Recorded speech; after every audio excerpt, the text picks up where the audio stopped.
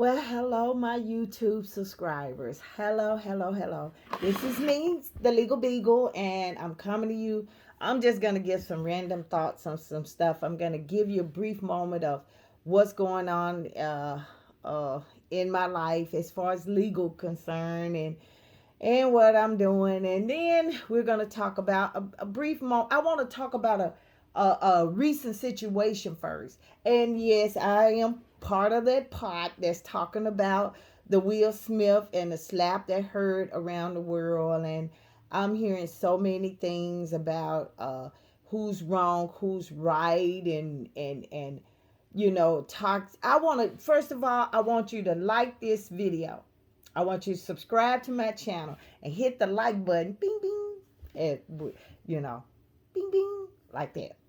Okay, and then we're gonna get into the topic. I'm gonna tell you about a lot of cases that I'm doing, and then I want to tell you about the Supreme Court, Court of Appeals, where the Supreme Court nominee is coming out. But I just want you, I just really, really, really, I got so much stuff to tell you. It's like coming out of my mouth. Okay.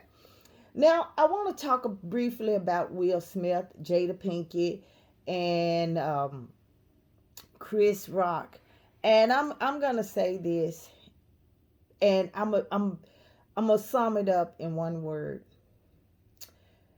Will Smith worked a long time to get that image, that notoriety, that accomplishment that he so hard deserved. He focused on his contract, his persona, his contracts, his the image. He really worked hard at it, and it all came down by a look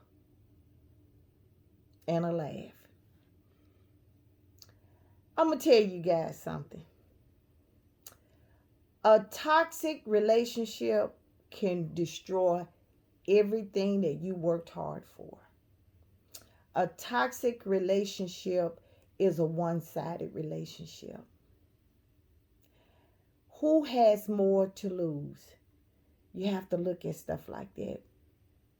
When somebody wants you to prove something to them to the point that it could cost you, even cost you your life, your livelihood, you got to step back.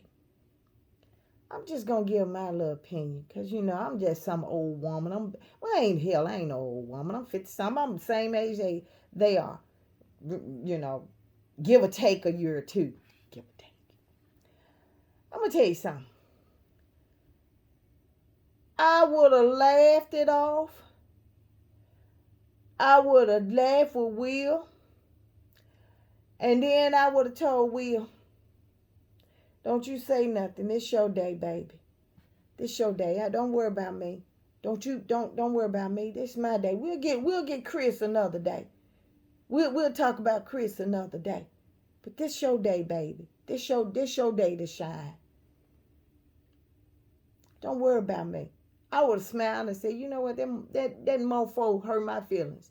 I would have said that when we got home. Well, why didn't you tell me? Because you know what? That's your day. That's your day. Don't you worry about it. Don't worry about that. That's your day.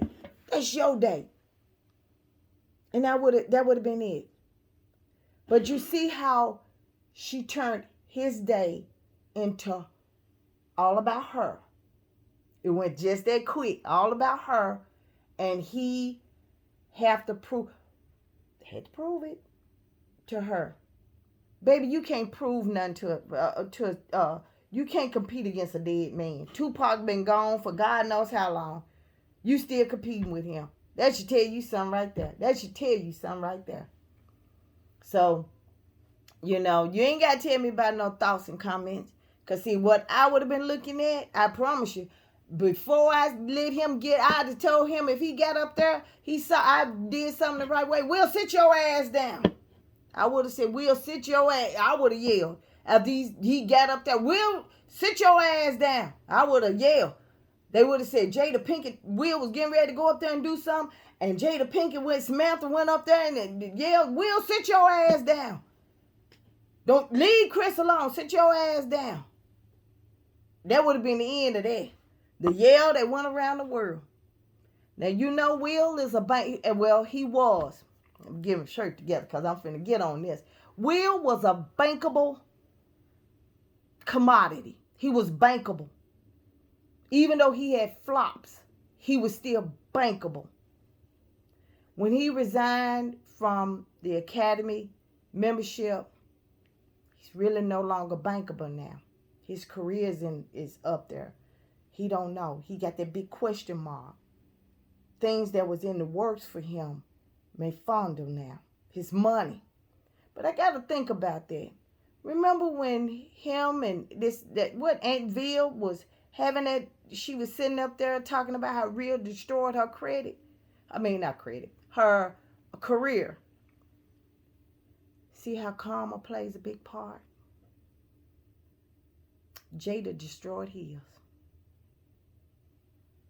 Be careful what you do. And you can't make anybody love you, want you, be with you, no matter what you do. He's a broken soul. And she did it in a way where she did it in public. She did it all the way around. My heart goes out to him. I do.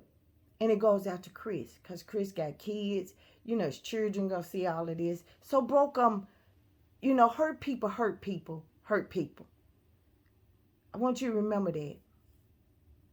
Now I'm going to get it back to my, the other stuff that I talk about. All right. So right now, everybody asking me, Samantha, what are your cases going on? Well, with the escrow company, I'm submitting in my actual damages. I'm telling them how much it cost me to fix the truck, rather. I'll say about $3,500. You say, that's a lot of money, I've had people say, well, why don't you sell the car? No, I'm not. For various reasons. Anybody that has a car now, that's looking for a car now, if you don't know, the pandemic has made everything go up. Parts, everything. When I first started doing inventory of parts, the axle on that truck, I had to get an axle for that truck. I'm going to tell you all the stuff I had to get. But I had to get an axle for that truck. And I'm going to tell you, the axle at that time was $88. And then it went up to $108. I had to get a new motor. Motor came from Atlanta. I had to drive a U-Haul to Atlanta, pick the motor up, and then bring it back here. They didn't do freight. The motor was $735. Then I had to buy a new alternator, a new starter, a new water pump, serpentine belt, battery went dead. What else did I buy? Crankshaft sensor, that was $40-some. What else? I bought new spark plugs. I bought new wires. Yes, because see, those are the main things that you want to replace in a car. I did an oil change. I made sure that the oil pan gasket was not leaking. I changed the gasket on that. I did a major U-Haul on that motor. I did. I got the motor. And when this guy here, his name is Vincent Auto Repair. Excuse me. Angel did a miracle on my truck. He did. I mean, that truck takes off. When I first got it, girl, I call her Miss Sophia. The girl was like, oh Lord, please don't ask me to go up that hill. Please don't ask me to go up that hill. Ooh, like that. But now I get in it, boom, but it still was knocking. So he told me that the compressor was going bad. That's the compressor that works with the AC and all of that. So I'm not gonna lie, I'm a spiritual person. I'm not, I said, you know what, I gotta get it done. Drove that vehicle, when I first got it, my daughter was sick. She was battling COVID, and she got over COVID, then she got pneumonia. So I went up there, and driving up there, I'm smelling gas. But, I had some on my hand, but no. Coming to find out, the tank was leaking. So now I'm away from home. I got a leaky tank, gas all on the in the driveway everywhere. Oh Lord, Lord, Lord, what do I do? What do I do? It's like it was a nightmare coming up. So I went and had it checked out. I put new front brakes, back brakes on while I was in Fort Campbell. They have an excellent do-it-yourself auto body shop. I encourage you, if you're in the military or you're visiting Fort Campbell for a family and friend, check out their body shop. In fact, they got clearance. That's the only body shop I know, auto repair shop that I know that sells the parts. They actually sells the parts, and they don't charge you any money for, they don't charge you the sales tax that you would get. So went up there, had it inspected. Then I had to drive back home, and I did. So I'm waiting. Tomorrow I get a new compressor, a new gas tank. I went to the junkyard. I bought the new straps to go to hold the tank because it's a little rusty. It's from the north. It's a little rusty. I did that. Put new bolts. It was a crack. Well, I did a little cosmetic, not a lot, but it was a little. One of the headlights on the passenger side was cracked, and I don't like that because that's an electrical thing. So I went ahead and got a new headlight cover for that. So yeah, so I'm at right now, I'm like at 35, 3600. But considering the fact that the price of used cars have went up, I think I'm still ahead of the game. And I'm gonna go ahead and get that taken care of next week so that I can enjoy the car. I can enjoy the truck.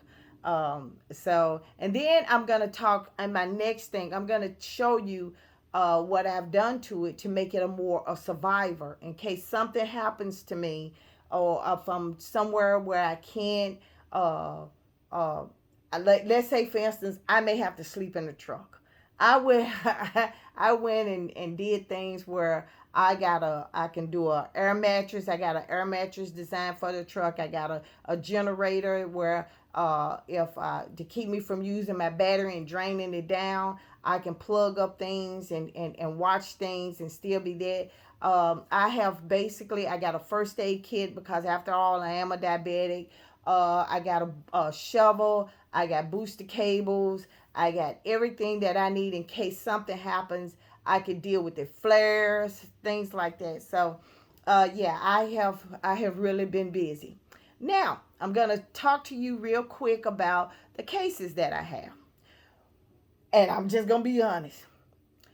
I have a case that is, if anybody been watching my videos, I am pro se, and what that means is that I represent myself in court.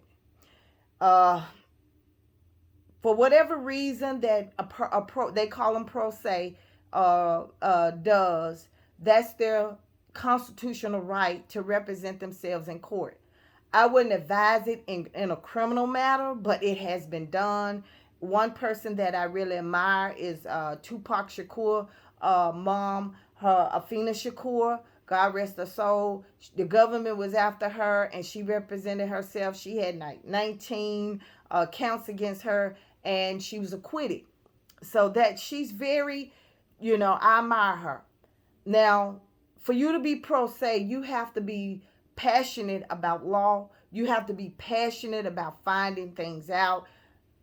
Me personally, when somebody tell me something about what Congress has did, like for instance, I had somebody tell me that Congress had came up where where the red number on your Social Security number, you use a bad close account and do get your money. That's for slavery. That didn't exist. But you had a lot of people that hear stuff, don't research it, and then say, okay, well, somebody told me this and they doing this, but they don't tell you the after fact. People were paying their bills on bad checks, and they would end up getting sued, going to jail, and then they had to sue, but saying that this was a legal right, which it wasn't. So before you go and start listening to somebody that has no legal knowledge, has no legal research, they just, somebody told them something, there's something. Read it yourself, because a lot of people get in trouble. But anyway, so what I've been doing is, those who are pro se, who will plead their cases, that know things that happen with the Supreme Court, the appellate courts, and district courts, we're saying that the United States have created a secondary constitution. That means that those who represent themselves without counsel, who have pleaded their case, that is entitlement to relief as a matter of right and law, the court, that's when the judge step in and start doing them bogus rulings and stuff and all of that. So I submitted it in the District Court of Columbia, which is Washington, D.C., and they dismissed it. And I was like, oh my God, I knew it was going to get dismissed because, a district judge can't go and override a district judge. But here was the best part. She dismissed it, and yet she told me that it was an appealable order. She dismissed it, and she opened the door for me to go before the Court of Appeals and possibly the Supreme Court. Third time's a charm. And when I got it, I cried. Yeah, I cried. I cried because I'm like, she could have said, you know what, I'm going to go ahead and dismiss this and dismiss it with prejudice, and then I would have had a fight. So she dismissed it and made it an appealable order. She opened that door for me to walk in and ask my question. So I had to get one of my friends who is all about, got law books. When I tell you he got law books, he got law books. I got books. He got books. You know what I mean? So I'm like, okay. So I've been, Google Docsing him, and we typing up the same order and stuff. And I'm reading what he doing. You see my eyes getting big. My eyes getting big because, I'm like amazing, and he's adding in stuff now. And he's pro se, but he's adding in stuff, and I'm adding in stuff. I said, man, we finna open up a can of WA on this one. He said, Samantha, we going to the Supreme Court on this one. He said, but you can't put my name on it, so I can't tell you his name. So I'm like, oh my goodness. We're really challenging this.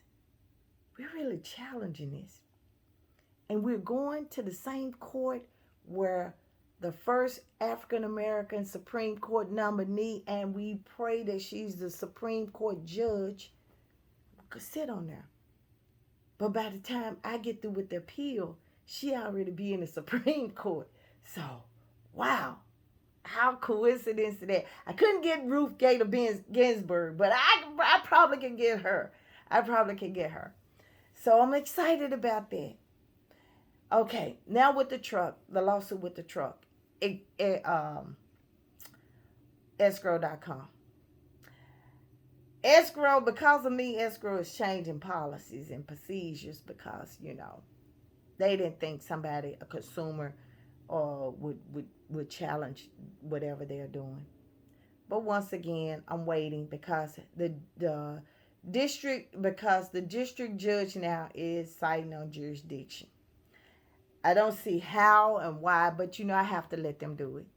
The vehicle's here. The vehicle's in Tennessee. I'm in Tennessee. Contract started in Tennessee. So, but he has to address that issue. So that is a pending right now. Okay, the case in New York, that is going to the Court of Appeals. Because now the district judge and the magistrate ruled that this is challenging my Bill of Rights. The district court says that because I filed something 30 years ago that has nothing to do with the defendants, has nothing to do with my credit, nothing to do with how they got it, which was a criminal act, which was a civil act, that because I've been filing lawsuits, she gonna go on and dismiss mine. I'm gonna have a ball on that one. Yeah. And because she's doing all of that, I'm showing the United States that this is what not only pro se litigants go through, but African Americans and minorities and those who can't afford an attorney. This is what they go through. So it's basically what they're doing. I'm piggybacking off of my cases to show, hey, you know what? This is what people who can't afford a lawyer, this is what we go through. This. So the case is not in my name per se. It's what the name of the case is: the rights of a pro se litigant in a civil matter, because this represent all of pro se people who have filed cases in state and federal courts. Yes, it can be used in state and federal courts. And it talks about how what the Supreme Court says, what the appellate court says, what the appellate court has constantly reminded the district court, and what the district court is doing on its own. It's basically saying that the district court has decided to separate from the federal and the United States Constitution and the rules of the Supreme Court and the appellate court to create their own constitution and rights and all of that. That's gonna get a big attention. That's gonna give a big attention. So right now I'm in the Court of Appeals in three cases, because I'm challenging Equifax. So yeah, it's a lot, and I'm not gonna say that it's not a lot on me. It's a lot. It's a lot. That's why when people call me and ask me about certain things and stuff, I try to help them. But a lot of times, if I can't help them, I try to give them enough breadcrumbs for them to go somewhere else or do something else. But you got to keep in mind, I'm just gonna keep it real. Blacks and credit and court system, we don't go hand in hand, because they think that all black people messed up their credit. Their credit is messed up. We have done something wrong. We did something wrong. They don't look at us as, maybe somebody else did it. They think that we did something wrong. We've been messing up our credit. Because I'm gonna tell you something. I heard somebody tell me this. I applied for in my city, Citizen Police Academy, and they check your background. They check your criminal background. Now I'm gonna tell you how stereotyped people are with your credit and this color right here. This very color. Well, you may not be this color. Somebody told me I was a yellow heifer, but you may not be this color. But I'm just gonna keep it real. So we do background checks. Okay. We look for anything that's a felon and so what you telling me that for? Oh, I'm just saying. Well, I'm just saying too. Well, why are you telling me? Are you saying that I may have a felon on my record? Help me out. I'm black, but I ain't never robbed no bank or created no crime. I cry when I get a traffic ticket. So why you gonna sit here and put me in that bunch? Or you have somebody that say this. Well, we do drug testing. Okay, well, what you looking for? We looking for illegal stuff. Now, the only thing you gonna find up in here is diabetes medicine. That's the only thing you gonna find. I'm not taking birth control. I don't even want no kids. I don't want no kids. I'm past kids. Shoot, if you find a child in me, you better arrest it, because you ain't gonna find that. Or better yet, on a job, we pull your credit. Okay, I don't have no problem. Well, we look for anything bad on your credit. Well, if it's bad, you better let me know. But I already checked it. I checked all three of mine. And during the pandemic, you could check it every week. I checked mine. So what are you talking about? But do you see what I'm talking about? They have that agenda that, that you have become, you're a part of this. You're part of that stereotype. Then you go in court and say, you know what, they violated my rights. Well, they don't say, well, in Cushman versus TransUnion, you went 3 or 4 times and you provided them with evidence and showed that you could do it. They should have removed it off your credit. Then they court turned around and said, well, no, you missed the payment last month. And then Cushman and TransUnion don't even address that issue. And then we don't want to deal with it, but it's mostly, we already got, and I'm just going to keep it real with you, we already got other judges from another race doing that crap. And now we got black folks doing it too. You got your own doing it too. Stephanie Dawkins Davis. Oh, I can go on. I can go on. But people here says, oh, you crushing the black race. No, I'm just going to keep it real with you. I'm going to keep it real. Everybody black ain't your soul brother. You remember that. Now, I'm not going to be on here much longer. But I just want to let you know. I just want to let you know. We have some good black judges. We have some great black female judges. But then we also got bad apples. And I got an Asian magistrate in New York that literally almost in so many words told me I wasn't even American. But they failed to realize something. It was the civil rights movement that opened the doors for so many people. It was the civil rights movement. Even though they had the women's suffrage and all of that, it was the civil rights movement that opened the door for everybody else. Gays, opened the door for women, opened the door for transgender, opened the doors for minorities, Asians. Come on now. It opened the door. Our suffering opened the door for so many people. But yet, we are the lowest on the chopping block.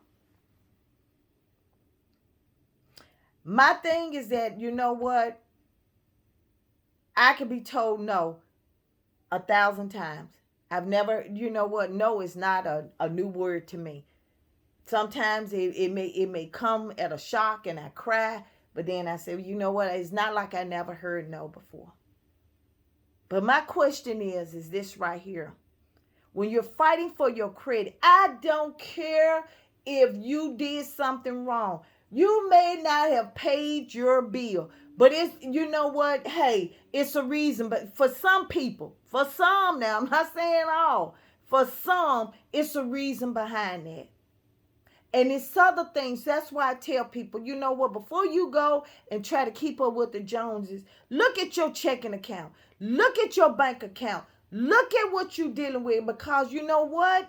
When it's all said and done, you don't know what the Joneses are doing to make sure the money come in the bank. And see, one thing about it is that I'd rather keep old Hoopty a little bit longer than to go get a car note and insurance that I have to be struggling. That if I miss a paycheck, then it's over with. If they short me on my check, you know, I can't sleep at night. My bills are at a minimum. They are at a minimum. My credit is okay, but but at a minimum. But you have to let people know. And I don't have much time when I say this now, but you have to let people know that your credit is just as important, good, bad, or whatever. Your credit is just as important as anybody else, your other counterparts. And they will sue if you don't take that mess off their credit. They will sue. You should have the right to. I want you to give me your thoughts and comments on this, okay? And thank you for listening to my I'm getting ready to get my podcast. That's another thing. I ordered my stuff for my podcast too, so I'm gonna show y'all how I'm experimenting around while I get this together. But I thank you guys for donating. I thank you guys for talking and listening to me. I thank you for subscribing to my channel.